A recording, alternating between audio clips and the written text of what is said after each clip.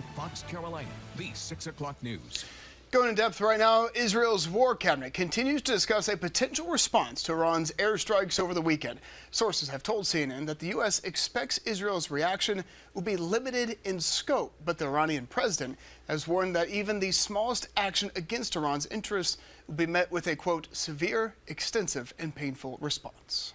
And going in depth here tonight on the conflict between Israel and Iran, we now want to bring in Dr. Victoria Gilbert with Wofford University. So, Dr. Gilbert, thank you so much for taking some time with us. To start off here, Israel and Iran have had a shadow war for years. Yeah. So what does it mean now that Iran has directly attacked Israel at this point? Yeah, so I mean, we definitely see sort of an escalation that's happened through, actually sort of even right before Iran attacked Israel directly.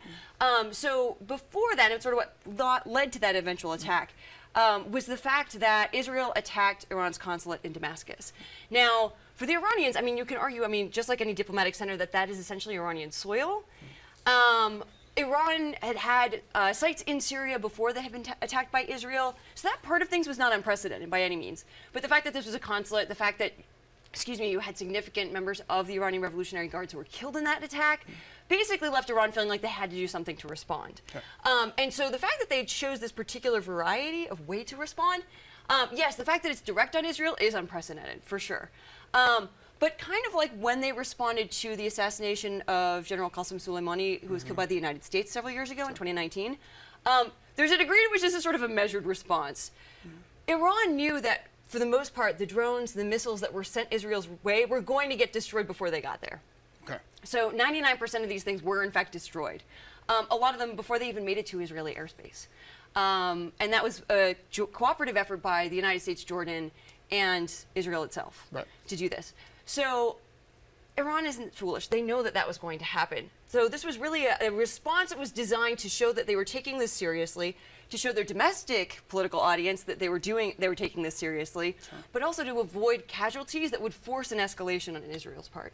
But weren't they prepared that possibly a few may sneak through? What if something were to get through? Yeah. So what kind of message were they trying to send, really? Right. I think it's trying to send a message that they don't want to look like doormats, right? They don't want to look like Israel could just sort of, kill their officials in Syria and get away with it.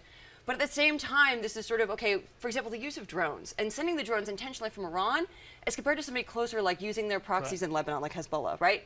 In that situation, the odds of that attack being more physically effective and actually resulting in mass casualties would have been significantly higher. But the choice to send that from Iran means you were basically designing it with the plan that most of that was going to get destroyed.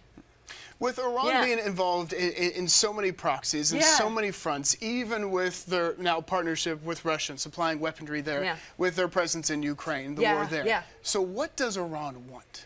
So I think when we think about Iran, they really want to be treated like a powerful actor in the region, right? They see themselves as, they have a significant population, they have significant resources. Most countries with that kind of capacity, we sort of assume are going to want to be taken seriously and have a say in sort of how things in their area of the world are run.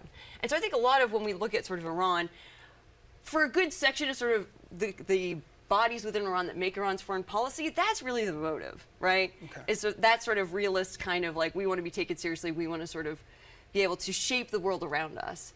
There are certainly parts of the Iranian government and the Iranian military that are very ideologically driven, right? And see this as sort of an opportunity to export revolution. And that's part of sort of why they select the groups that they do. But a lot of aspects of Iranian foreign policy really show a significant degree of kind of realpolitik thinking. Okay. Yeah. And so they just ultimately want to take it seriously. Yeah. Okay. All right, Dr. Gilbert, thank you so much. Yeah, no problem.